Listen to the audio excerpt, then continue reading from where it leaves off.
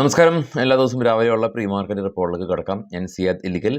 അങ്ങനെ പുതിയൊരു ആഴ്ചയിലേക്ക് നമ്മൾ കടന്നു വരികയാണ്. കഴിഞ്ഞ ആഴ്ചയിൽ നിഫ്റ്റി എത്രമാത്രം വോളറ്റിലിറ്റി ഉണ്ടായിരുന്നു എന്നുള്ളത് ട്രേഡ് ചെയ്ത ആളുകൾക്ക് കൃത്യമായിട്ട് അറിയാം. വെള്ളിയാഴ്ച ദിവസം അതിൻ്റെ ഇൻട്രാഡേ ലോയിൽ നിന്ന് 600 പോയിൻ്റാണ് മാർക്കറ്റ് തിരിച്ചു കയറിയത്. അൺഎക്സ്പെക്റ്റഡ് ആയിരുന്നു. വളരെയധികം വോളറ്റിലായിരുന്നു മാർക്കറ്റിൻ്റെ പോക്ക്.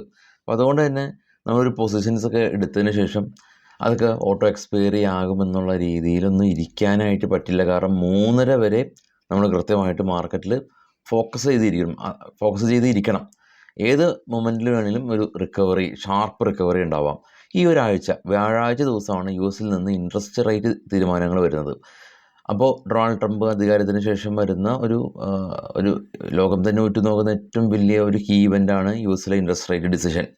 അപ്പോൾ അത് ആണ് ഫോക്കസ് വരുന്നത് വ്യാഴാഴ്ച ദിവസം. അത് മാറ്റി നിർത്തിയാൽ കൂടിയും UK-ൽ നിന്ന് ഇൻട്രസ്റ്റ് റേറ്റ് ഡിസിഷനും അവിടുത്തെ ഇൻഫ്ലേഷൻ ഡേറ്റയെല്ലാം തന്നെ വരുന്നുണ്ട്. അതെല്ലാം തന്നെ നമ്മുടെ ട്രേഡ് ബഡി ടാബിൽ നമ്മൾ കൊടുത്തിട്ടുമുണ്ട്.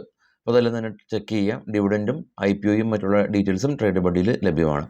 ഇനി നമുക്ക് ഗ്ലോബൽ മാർക്കറ്റ് ഒന്ന് നോക്കാം. ഗ്ലോബൽ മാർക്കറ്റിൽ ഏറ്റവും ടോപ്പിൽ ബിറ്റ്കോയിൻ 1,04,700 മറികടന്നു. $3,200 ബിറ്റ്കോയിൻ സ്പൈക്ക് ചെയ്തു. Brent oil 74, gold $2,650 per ounce എന്ന നിലയിലാണ് ഇപ്പോൾ നിൽക്കുന്നത്. ഇന്ത്യ വിക്സ് ഇപ്പോൾ ട്രേഡ് ചെയ്യുന്നത് 13 ഡോ ഫ്യൂച്ചർ ഇപ്പോൾ പോസിറ്റീവാണ്, ഫ്ലാറ്റാണ്. Asian market ഫ്ലാറ്റാണ്. മറ്റുള്ള യൂറോപ്യൻ മാർക്കറ്റിൻ്റെയും US മാർക്കറ്റിൻ്റെ കഥകൾ നമ്മൾ ഇന്നലെ കേട്ടുവെങ്കിലും കാണാം. യൂറോപ്യൻ മാർക്കറ്റ് റെഡിൽ അടിച്ചപ്പോൾ US മാർക്കറ്റ് മിക്സ്ഡ് ആയിരുന്നു. നാസ്ഡാക്ക് സ്ലൈറ്റ്ലി ഫ്ലാറ്റായിട്ടും ഡോ സ്ലൈറ്റ്ലി ഫ്ലാറ്റായിട്ട് ക്ലോസ് ചെയ്തു. നാസ്ഡാക്ക് സ്ലൈറ്റ്ലി ഫ്ലാറ്റായിട്ട് പോസിറ്റീവിൽ ക്ലോസ് ചെയ്തു. US മാർക്കറ്റിൽ ലിസ്റ്റ് ചെയ്ത ഇന്ത്യൻ കമ്പനികൾ ഇൻഫോസിസും വിപ്രോ ഉൾപ്പെടെയുള്ള എല്ലാ IT കമ്പനിയും, HDFC, ICICI ബാങ്ക് ഉൾപ്പെടെയുള്ള എല്ലാ ബാങ്കിങ് കമ്പനീസും, GDR റിലയൻസും എല്ലാം തന്നെ പോസിറ്റീവിൽ ക്ലോസ് ചെയ്ത് ഇരിക്കുകയാണ്. ഇനി കുറച്ച് സ്റ്റോക്കുകളുടെ വാർത്തകളിലേക്ക് നമുക്ക് കിടക്കാം. റിലയൻസിന് പല ആളുകളും ഈ വലിയ തോതിൽ നമ്മുടെ ബ്രോക്കറേജൊക്കെ എടുക്കുമ്പോൾ ഇയർലി അടിസ്ഥാനത്തിൽ ലക്ഷങ്ങളാണ് ബ്രോക്കറേജൊക്കെ കൊടുക്കുന്നത്. ബ്രോക്കറേജ് കുറയ്ക്കാനായിട്ട് ഏറ്റവും നല്ല മാർഗം ഡിസ്കൗണ്ട് ബ്രോക്കറെ ചൂസ് ചെയ്യുക എന്നുള്ളതാണ്. അപ്പോൾ നമ്മുടെ ടാറ്റ ഗ്രൂപ്പൊക്കെ ബാക്കപ്പ് ചെയ്യുന്ന അപ്സ്റ്റോക്ക് എന്ന് പറഞ്ഞ ലീഡിങ് ഡിസ്കൗണ്ട് ബ്രോക്കറൊക്കെ ചിലവ് കുറവാണ്. അതിൻ്റെ അക്കൗണ്ട് ഓപ്പൺ ചെയ്യാവുന്ന ലിങ്കൊക്കെ ഫസ്റ്റ് കമ്മിൽ ഞാൻ പിൻ ചെയ്ത് വെച്ചിട്ടുണ്ട്. അക്കൗണ്ട് ഓപ്പൺ ചെയ്യാനായിട്ട് ഉപയോഗപ്പെടുത്താം. സ്റ്റോക്കിൽ ന്യൂസിൽ ആദ്യം റിലയൻസ് ഇൻഡസ്ട്രീസാണ്. അവർ നേവി മുംബൈ AIയുടെ സ്റ്റേക്ക് അക്യൂർ ചെയ്തിട്ടുണ്ട് $1,628. ഡിക്സൺ ടെക് ഇന്ത്യയിൽ ഇവർ വിവോ ഫോണുകളെല്ലാം തന്നെ മാനുഫാക്ചർ ചെയ്യുന്നതിന് വേണ്ടിയിട്ട് ഒരു ജോയിൻറ്റ് വെഞ്ചർ കോൺട്രാക്റ്റ് അവർ സൈൻ ചെയ്തിട്ടുണ്ട്. ബയോകോൺ ഫാർമ കമ്പനിയാണ്. ബയോകോണിൻ്റെ പുതിയ മെഡിസിന് യൂറോപ്യൻ ഡ്രഗ് കൺട്രോൾ അതോറിറ്റിയുടെ അംഗീകാരം കിട്ടി. ലുപ്പിനും അവരുടെ ഫാർമ കമ്പനിയാണ്. അവരുടെ ഡയബറ്റിക് ബിസിനസ് എക്സ്പാൻഡ് ചെയ്യാനായിട്ട് 3 ഡയബറ്റിക് കമ്പനീനെ അവർ അക്യൂർ ചെയ്തു.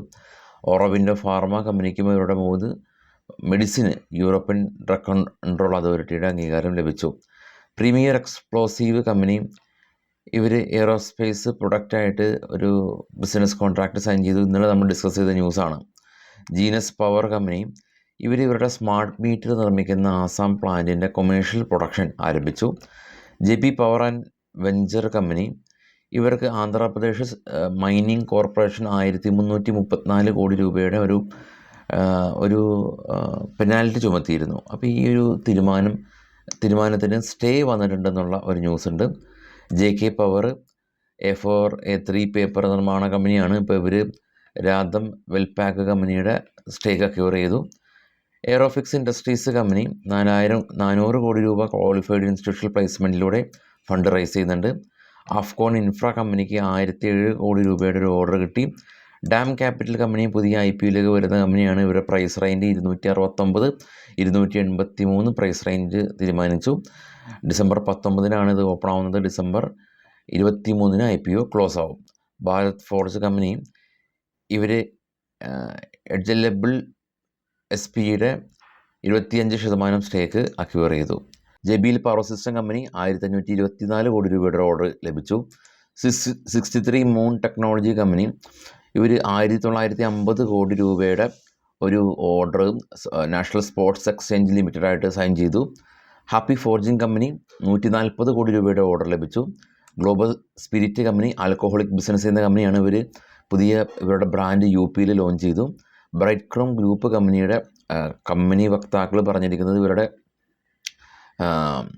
ഇവരുടെ ഗ്രോത്ത് പൊട്ടൻഷ്യൽ എല്ലാം തന്നെ അടുത്ത 3 വർഷത്തേക്ക് ഉയർത്തുമെന്നൊക്കെയാണ്. പക്ഷേ ഈ ഒരു കമ്പനി ഈ എക്സ്ചേഞ്ചിൽ നിന്ന് ഡീലിസ്റ്റിൻ്റെ വക്കിൽ പോയ കമ്പനിയാണ്. അതിനുശേഷം ട്രേഡൊക്കെ നിന്നു.